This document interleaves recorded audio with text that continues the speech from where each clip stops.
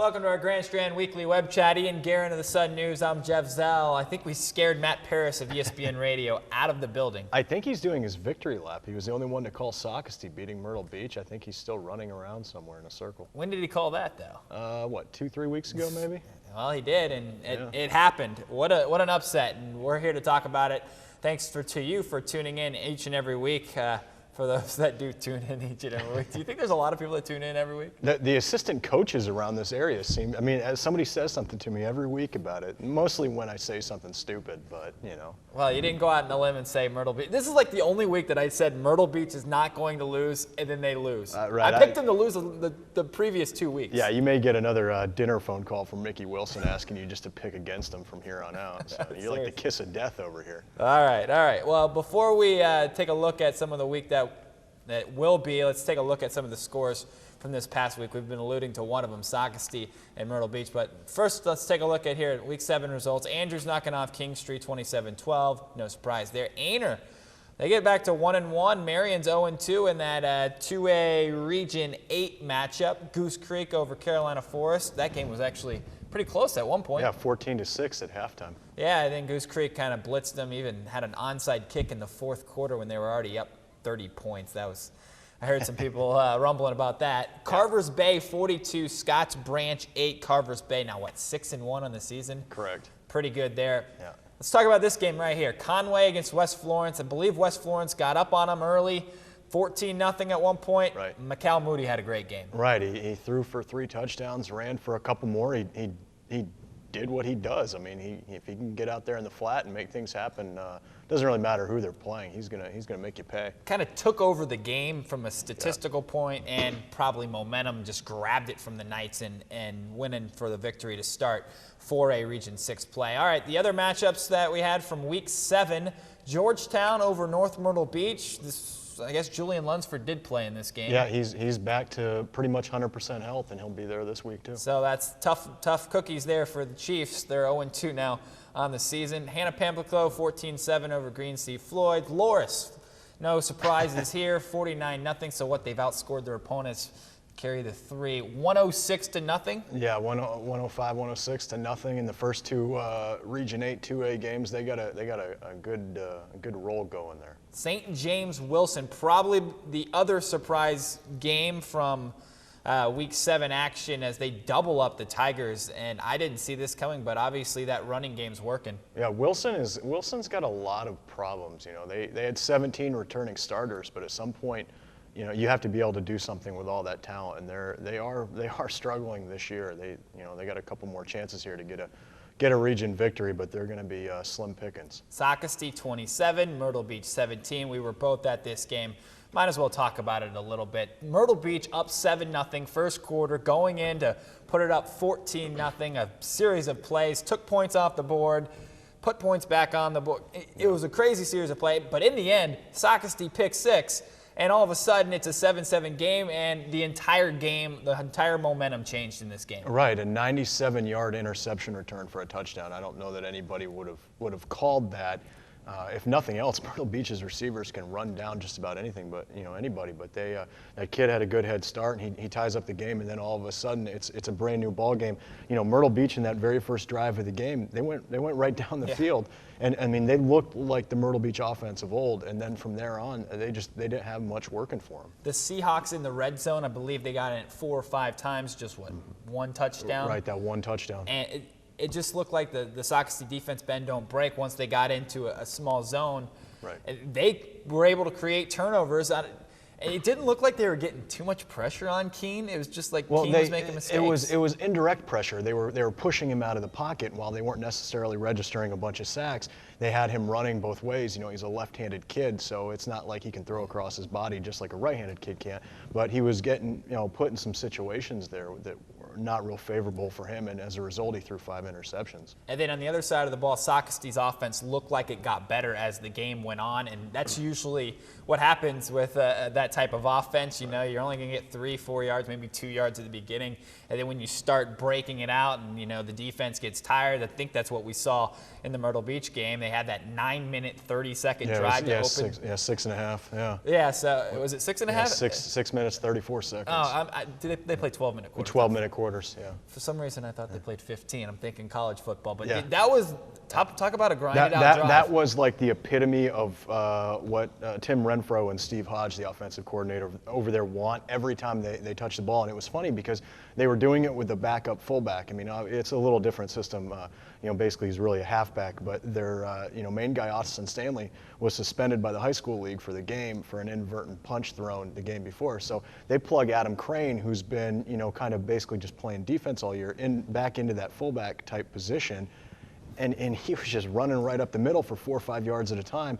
And 6.5 minutes later, they put another touchdown up, and all of a sudden it's like they might actually do this. He didn't look like the backup. He No. looked like he was the secret weapon that Coach Renfro didn't want to show in his first 6 games. And we're playing Myrtle Beach. Let's throw out the dogs. Well, and he was the starter last year, but he's so important to them on defense they can't afford to have him play both ways. Austin Stanley's a really nice piece of that triple option offense, and with him out, they plugged Adam Crane in. But Tim Renfro said that Crane's going back to defense this week now that Stanley's back in the mix. Now let's kind of wrap this game up. Yep. Where do we put this win in context to the biggest wins in Sockasty school history? I wrote it Friday night. I'm sticking by it. I think it's got to be one of the top 3 because you put that in line with the 2 playoff wins that the team one has. Last year. They had one last year and then one 3 years ago. Those 2 playoff victories were big, but this one might even be bigger because now this gives them, if they do win out, the #1 overall seed. They're going to get at least 3 home games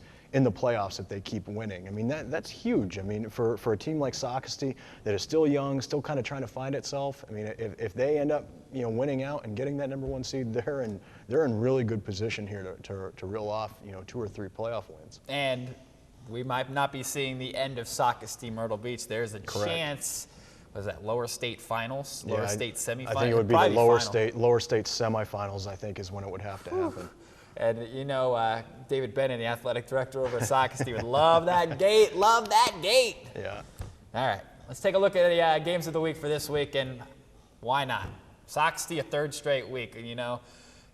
Something this hasn't been happened. It only happens to Myrtle Beach usually, but the Braves. Right.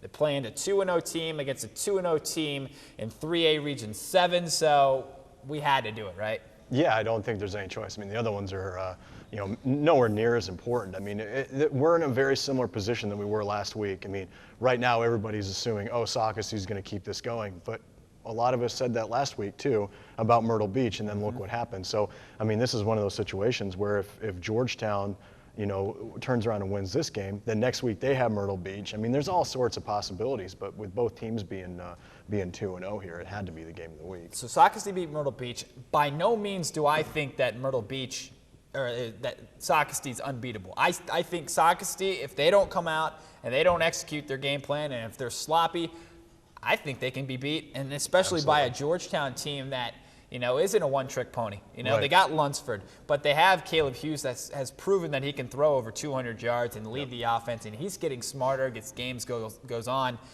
Can Georgetown pull this upset? I think so. Yeah, I definitely think they can. I mean, I don't think we need to rule anything out. I mean, maybe we were a little too ahead of ourselves with the Myrtle Beach thing, but at the same time, I mean, Tim Renfro over Sockasty called Georgetown the most balanced team offensively that his squad will play all year. And I think that's very important because whether they're running the ball or whether they're throwing it, there is that potential for that big game either way.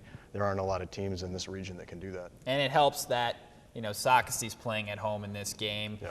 And so far, Sockasty's been patted on the back a bunch of times, after they got up to that 3-0, 4-0 start, beating Carolina Forest and Conway. Yep. And then they could have had a letdown game against Lakeview. They didn't let that happen. After they get this big win against Myrtle Beach, could be a letdown here, but I have a feeling that it's not going to happen. Yeah, I like him to probably win the game just simply because I think some of these kids are they're too young and they're too inexperienced to get big heads and get ahead of themselves. I think that they realize that if they keep this going, it's only going to keep getting better as the season goes on. All right, enough love for Sockasty. Yeah. We were talking about him. Do we just do that without Matt here? I really expected him to be the one to do this. Yeah, the Braves alum, the Fighting Brave. All right, let's take a look at some of the other games. If you can go to the next drive. I know Johnsonville Lakeview, that's an all PD matchup, so we'll leave that to Con and Gasquet in our PD prep report. You can find it at WBTW.com. The other games that we have going on in week number 8, Andrews at Lake City. Ainer taking on Waccamaw. Ainer very well. They should go to 2-1 on the season. South against Carolina Forest. I think this is a very intriguing matchup. South getting a bad loss against Sumter. Carolina Forest, this is their 4A Region 6 opener. Carolina Forest is a little bit more healthy, Ian. They got Kyle Rice back. Yeah. It looked like their defense played better, at least the first half. And, you know, I don't count Carolina Forest out. They're playing at home. They've got 3 of their 4 region games like we've talked about here in the web chat at home. So I think that they can turn this thing around. I don't think that anybody in that region is a favorite and anybody's an underdog anymore. I mean, I think last week it was proven with Conway, you know, who went in to region play with the 3rd best record, and Sumter, who went in with the 4th best record, then upset, I guess, quote unquote, upset the 1st and 2nd place teams. You know, it's up for grabs. I mean, we got something coming out tomorrow that basically says as such. I mean, the Carolina Forest got crushed last week by arguably the best team in the state in Goose Creek. But it doesn't matter. I mean, they get home, they see some of those scores, and they're like, okay, maybe we are still in this thing. Let's not forget that offense can still score a lot of points. And if you look at Carolina Forest in the big picture, you probably only need 2 wins if you think about it. Even though they're only, you know, 1-6 right now. Yeah. Those losses to, you know, Fort Dorchester, they're a winning team, I believe. Goose Creek. You know, those are 3-point losses. Well, and I'll just give you guys a little sneak peek of the story that's coming out tomorrow. This time last year, through 7 games, Carolina Forest had 21 points going toward the Class 4A point system. This year, at 1-6, they have 21 points. It's the same exact point totals, even though last year they were 6-1. This year they're 1-6. It's because of the teams they played. They beefed up their schedule. They have higher quality opponents. Same exact amount of points. So they go in. So you think they need to get to 3 wins then? I don't think that matters, because if you finish in top 3 in, even though it's only a 5-team region, if you finish in the top 3, you're going to the playoffs. So, yeah. That's all it's going to take is 2 wins, 3 wins will guarantee it. There's going to be 3 teams probably at 2-2, I think. Maybe Conway, if they can run it. Right. Then you start taking tiebreakers and head-to-head and that kind of thing into consideration. But Carolina Forest is just as alive as any of these other 4 teams. All right, let's take a look at the other games from that little graphic here. Carvers Bay, Hemingway. Carvers Bay just keeps on winning. And they're winning big, too. I think they're 89-6 in their last 2 games. I know Scotts Branch isn't that great this year, but this will be a good test against Hemingway. The other 4A Region 6 matchup, West Ashley at Conway. Conway going out of region. West Ashley is just 1-6 on the season, so I expect Chuck Jordan's team to win. Yeah, I would go with the same. All right, and then the final graphic here, Green Sea Floyd's taking on Latta. That'll be a fun one. Mullins taking on Loras. I think this will be a better gauge maybe for really how good this Loras team is. Mullins, they're by no means a juggernaut, but you know, I think they can put up, you know, a defense that would limit Loras. Yeah, I think they've got a little bit more to offer. I still think Loras comes out with the victory, though. Yeah, big win there. I like this game. Myrtle Beach at St. James. St. James coming off a big win over Wilson. Myrtle Beach down in the dumps. If St. James can have a secondary and limit Myrtle Beach to running out to a big lead, who knows? St. James has pretty much played everybody close, and I know they doubled up on Wilson last week, but St. James is very good with that wing T spread hybrid offense that they run. I don't even know what it's called. I don't know, the Fisher offense, maybe. They're very good at chewing up time off the clock.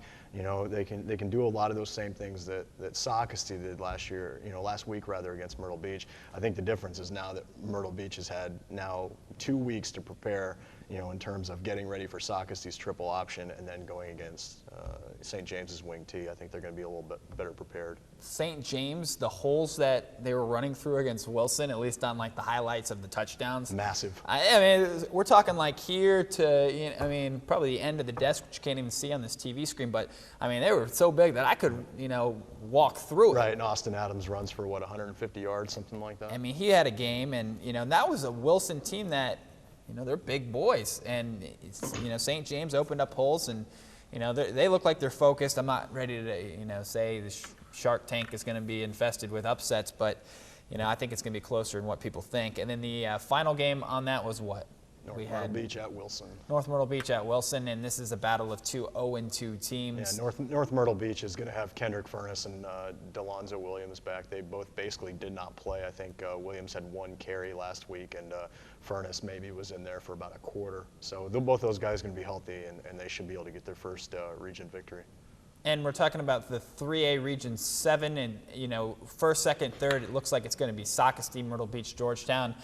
To be determined in what order, but that fourth seed, I know it's tough for a 4 seed and first round of the playoffs to go off and knock off a number 1 seed. Well, and it's actually not guaranteed. It was kind of slipped by us that there is a little bit of a caveat to the 3A playoff system where there is a chance that the 4 seed, if they finish low enough, could be leapfrogged by one of the upper state teams simply because the upper state has more teams than the lower state. It's really, really bizarre, and it's hard to figure out. I'm trying to get as many answers as I can on it, but there is no guarantee of a 4th team from Region 7 making the playoffs. And if you look at the records, I mean, St. James, would it be points? It's a very obscure point system that makes the Class 4A one look like a cup of tea. So we just kind of wait till. I'm going to wait till the day after, and we'll see what happens. All right. Well, that pretty much does it for our weekly web chat here. Any final thoughts going into the Week 8? Any exciting matchups aside from Sockasty, Georgetown that you're really focused on? I'm really excited. We've got 4 area players that were named in the Grand Strand that were named to the Shrine Bowl, and Malcolm Green, Mikhail Moody at Conway, Harold Atkinson at Carolina Forest, and then Chocolate Wilson, who's still going to be out for a couple more weeks over at Myrtle Beach. I'm interested to see how those 3 guys that are playing are going to go this week. Do you think Chocolate will be healthy enough to play in that December 15th? He should. They're going to do something very similar to what they did with Everett. They're going to wait until they really, really need him, which is playoff time. I mean, he may play that Week 10 game against North Myrtle Beach, but honestly, there's probably no reason to risk it. Everybody knows he's got college offers, and everybody knows he's going to the Shrine Bowl. He's a real influential athlete over there. They're not going to risk losing him for everything else. All right. He's Ian Guerin. I'm Jeff Zell. Thanks for tuning in to our Grand Strand Weekly Web Chat. We'll see you back here next week.